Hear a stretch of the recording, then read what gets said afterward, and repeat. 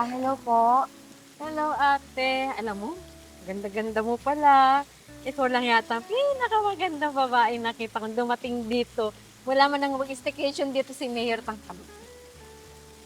Ah, ah, Reservation under Mika Florendo po. Yes, ang guest na kailangan ng Wi-Fi na super lakas ng signal Yes with po. peace. Pero yung Wi-Fi, sorry, mahina talaga signal dito. Pero yung peace, alam mo, yan, magkakasundo kayo. Meron tayong pool na magagamit mo. Alam mo, Iha, nakakalimot ang tubig. Sige po. Tara, samahan na kita sa kwarto. Sige, salamat ho. Okay.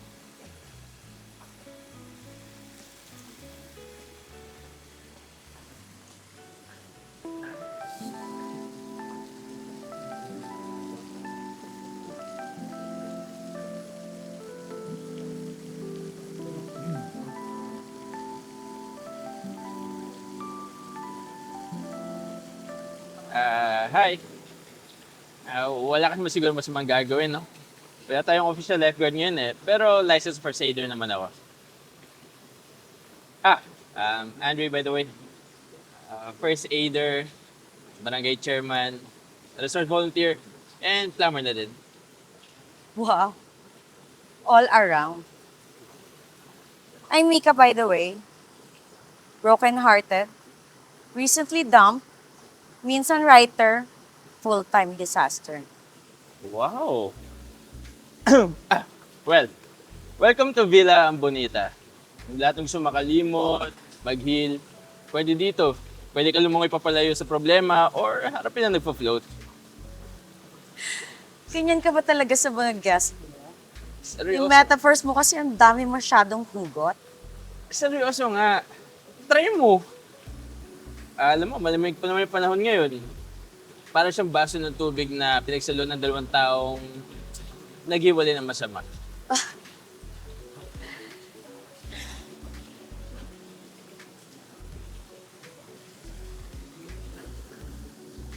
Maybe. Safe ba to? Baka mamaya may exfoliating pa tong chlorine mo, ha?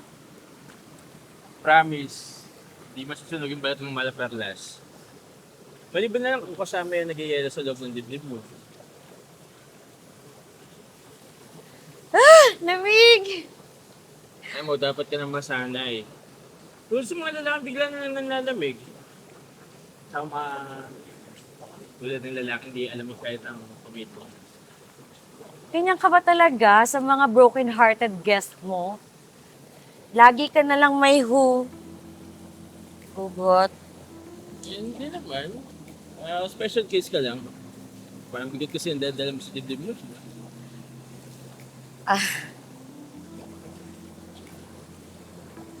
Ikaw naman. Baka mamaya, may kapag hinalikan kita doon. Try mo.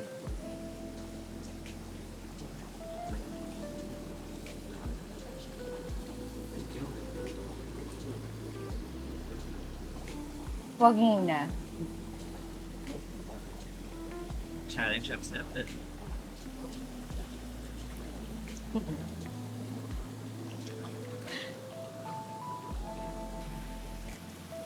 Oh, magmerienda muna kayong dalawa. Ay, wow, thank you po.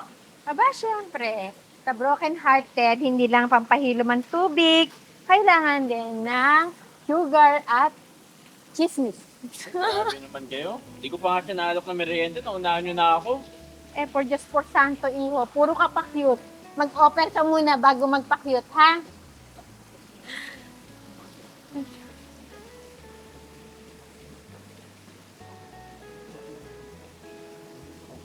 Hmm.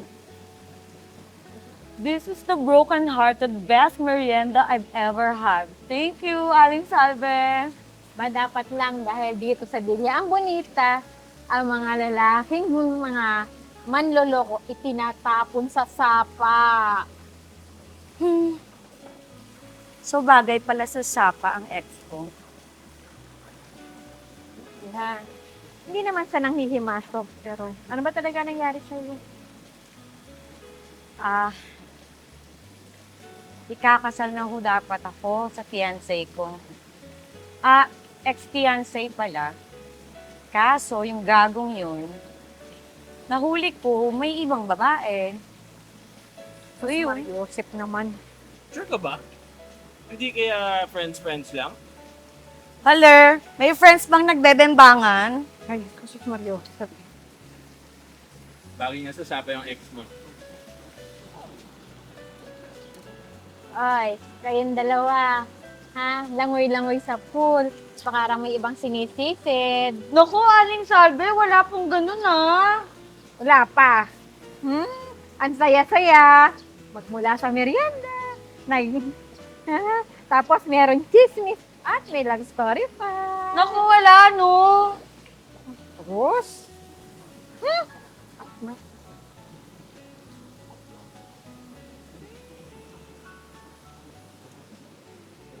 Tawa talaga ako kay Ate Salve. Nakakatuwa yung tawa mo no? Sayang yung mga gabi na tahimik ka daw sa maling tao. Hoy, ikaw ha. Mamaya, may labok sa barangay chairman ha. Love? Hindi mag-election ban tayo ng mga puso? Mika,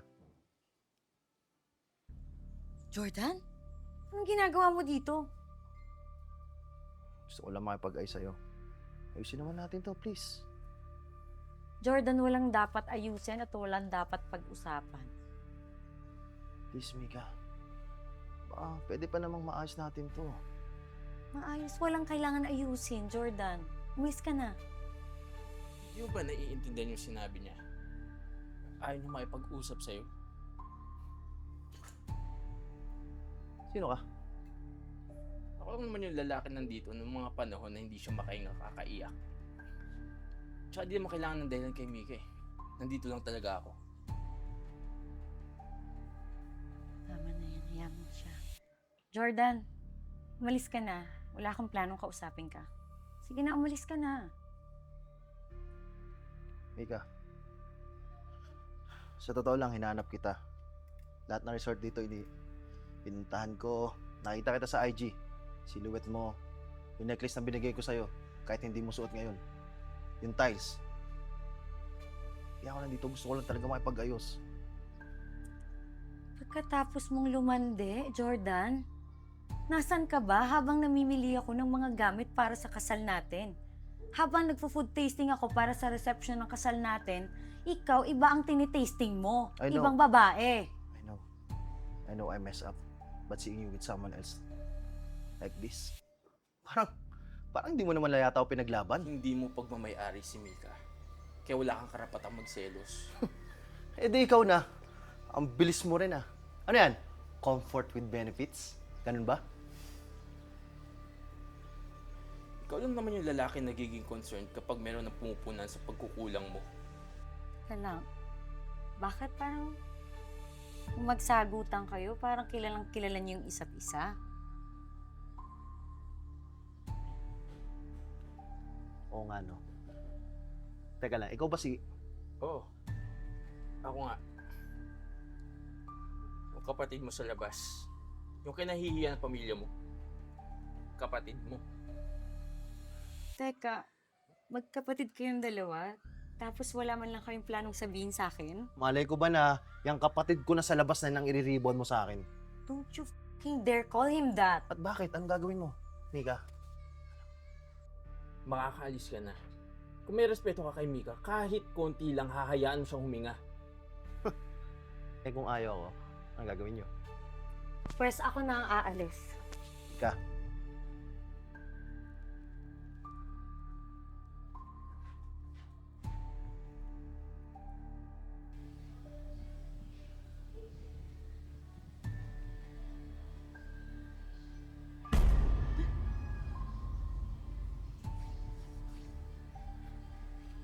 May tao. Hala. Tulong! Tulong! Hoy, tulong! Tulungan niyo ako! Tulong! Tulungan niyo ako! May tao dito! Tulong! Ano nangyari dyan? Parang si Kuya Ronel yan ah. Sino? Si Kuya Ronel, investor siya na resort, local businessman, tsaka may kaalitan siya. Oh, bakit yung tinitingnan ng ganyan? Teka, anong oras ka umuwi dito ulit? Kahapon. Di ba nakita niyo naman ako dumating? Tanga lang. Kuya Ronel, sandali. Hindi ba siya yung nakabanggaan mo last week sa Barangay Hall, Andre? Oo, pero hindi ko ginawa to.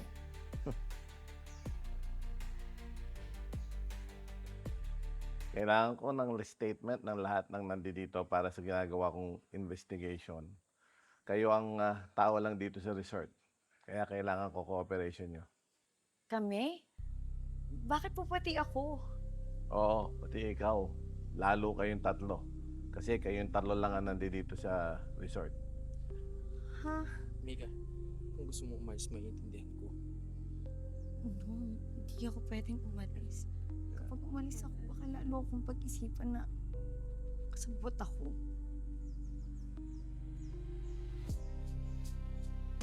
Okay, so nandito na kayong tatlo, no? Gusto ko lang din kayong i-inform na yung katawan ni Ginoong Ronel Mateo na lulutang-lutang kanina sa pool nakitang may tama sa likod ng ulo. Unfortunately, wala tayong CCTV. Wala din tayong witness. However, may isang ebidensyang na-recover. Isang basag na bote na may bahid ng dugo. So ngayon, matanong ko lang, sino sa inyo ang huling kausap ni Ronel? Ako po, hindi ko po talaga siya kilala. Hindi ko nga po alam na nandito siya sa resort. Great! So, we're just gonna pretend na hindi galit na galit si Mr. Chairman sa kanya. Tama ba? Oo, may alitan kami, pero hindi umamatay tao. You hit him in public at may mga witness. Alam ng buong baranggayan na gusto mo siyang ipabahan sa lahat na resort. Lasing siya noon, nang bastos ng mga staff. Alam mo kung nakakaunawa ka, maintindihan mo yung sitwasyon eh. Tama na! Tama na! Miss Villana, saan ka nando doon nung mangyari ito? Sa kwarto ko po, mag-isa. Totoo ba? O kasama mo si Kap? Ano? Huwag mo akong itulad sa'yo. Hindi ako sinungaling.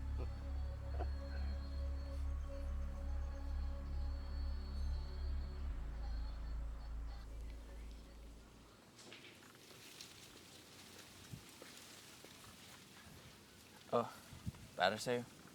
Hydration muna bago accusation. Salamat.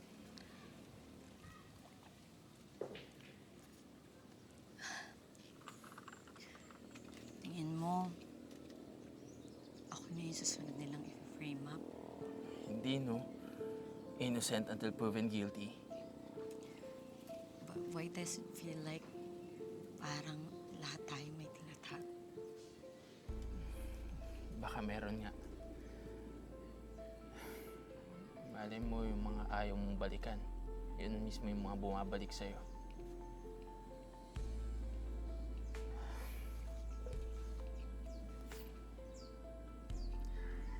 This was taken 15 years ago.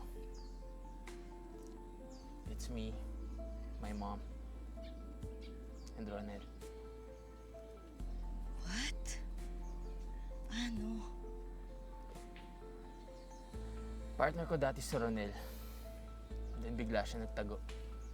Dala-dala niya yung savings namin ni Mama. Hindi kinaya ni Mama yung stress, kaya ayun. So, ibig sabihin, hindi ka lang niya pala tinry doon. Sinira niya rin yung pamilya mo. Pero hindi ko siya pinatay. Kahit gustong gusto ko.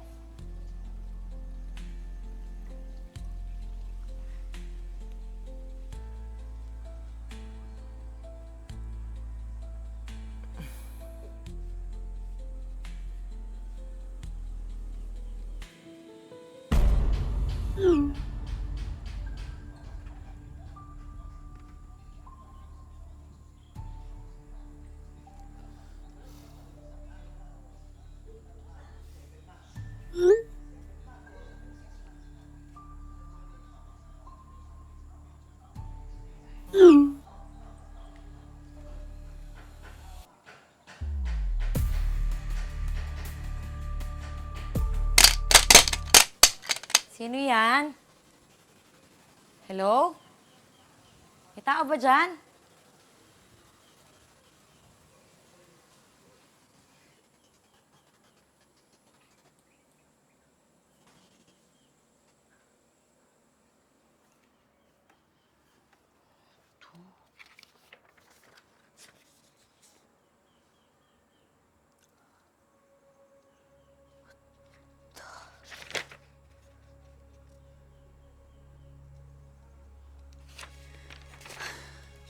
Ay! Ina! Ano ka ba naman? Kakagulat ka naman! Ang ginagawa mo dito? Akala ko may magnanakaw na eh. Ayun na nga lang rin ang akala ko kasi nga may nakita akong dumaan dito. Tapos, nakita ko to. Ito yung SOP ni Ronel ah. Pantapos sa mga illegal projects niya. Ito yung pirma ni Jordan oh. Mga may pirma niya nga yan lahat. This was 2 years ago, as I remember. Binenta niya yung mga lupa ng mga magsasaka. Tapos pinalabas siya sa pangalan ni Mayor. Yung tatay namin. Ginamit niya to para sa mga fake permits ni Ronel. So, ebidensya yan. Ibig sabihin, hindi lang ako ang niloloko ni Jordan. Pati buong probinsya niyo, Andre, niloloko rin ni Jordan.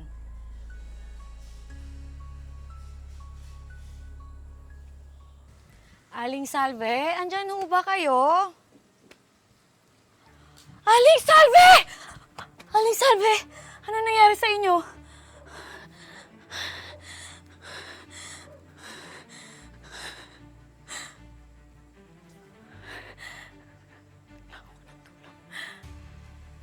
Hello? Andre? Asan ka? Si Aling Salve. May nangyari sa kanya. Pero buhay po siya. Kailangan natin siya dalhin sa ospital ngayon na. Okay, sige, sige. Aling Salve. Aling Salve. Aling Salve. Aling Salve. Nakita ni Aling Salve lahat na nangyari. Pero pinili niya pa rin protektahan si Jordan. May puso talaga siyang mapagmahal. Lahat naman tayo eh. Pero walang magandang naidudulot ng maling pagmamahal. Lahat na lang talaga, lagi kang may comment. Muntik na nga tayong maging suspect. Ikaw naman, cute ka pa din sa pag-solve ng mystery dito sa probinsya namin.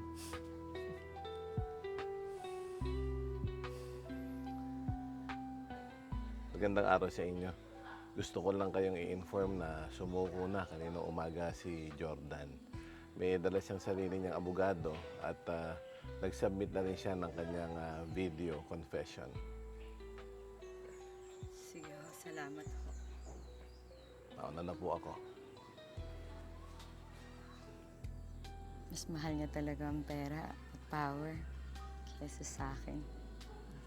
Pero minahal mo pa din siya. Oo, pero mas mahal kita.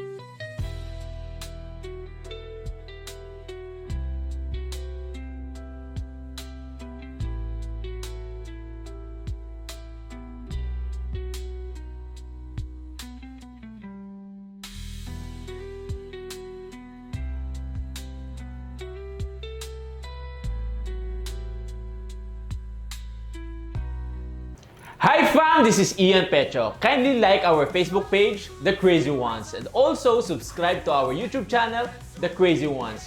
The Crazy Ones, life never gets old. Hey! Oh yeah, wherever we go, the story's told. With the crazy ones, life never gets old. Let's go, living this life, feeling it in our soul. With the crazy ones, yeah, let's roll.